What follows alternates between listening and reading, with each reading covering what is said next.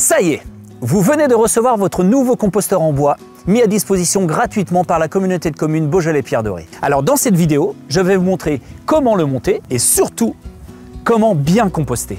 Quels sont les déchets de cuisine et de table que vous pouvez mettre dans le composteur et ceux que vous ne pouvez pas mettre. Allez, c'est parti! Et tout d'abord, il faut savoir que le compostage est une nécessité, car pas loin de 30% de vos poubelles d'ordures ménagères sont compostables. À l'échelle de la communauté de communes, cela représente pas loin de 3000 tonnes de déchets qu'on pourrait valoriser dans nos jardins. Et puis, moins de déchets à traiter veut dire moins de transport, donc moins d'énergie dépensée. Et le compost, c'est bon pour la terre. Cela veut juste dire qu'on rend à la nature ce qu'elle nous a offert. Pour l'installation du composteur, privilégiez une zone semi-ombragée, à l'abri du vent et facilement accessible, et à un endroit où l'eau ne peut pas s'y accumuler. Privilégiez la surface la plus plate possible, et très important, installez-le directement sur la pelouse, pour que les habitants du sol puissent remonter dans le composteur, car ce sont eux qui vont travailler jour et nuit pour transformer vos déchets en un compost de qualité. Disposez au sol les panneaux en 2 rangées de 4 panneaux. Puis insérez les 3 tringles centrales.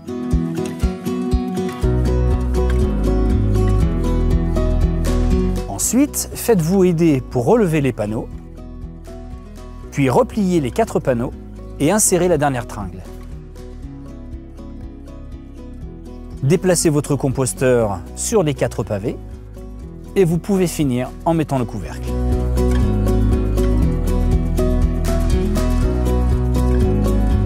Maintenant que votre composteur est bien installé, vous allez pouvoir le remplir, mais pas n'importe comment. Vous pouvez mettre les épluchures de fruits et légumes, les fruits et légumes abîmés, vous pouvez mettre également le marc de café, le thé en vrac et également les coquilles d'œufs broyées.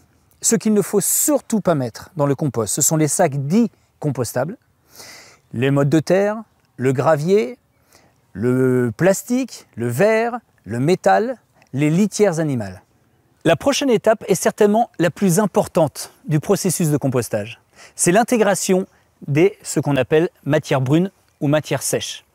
Si vous voulez éviter des mauvaises odeurs ou trop de mouches, l'intégration de ces matières-là est essentielle au processus biologique du compostage. Soit vous intégrez ce qu'on appelle du broyat, c'est-à-dire des branches de bois broyées dans un broyeur, donc du broyat fin, ou des brindilles que vous trouvez par terre.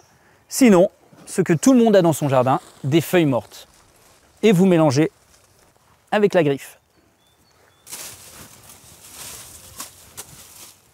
Votre composteur dispose d'une trappe juste à l'avant pour pouvoir récupérer le compost.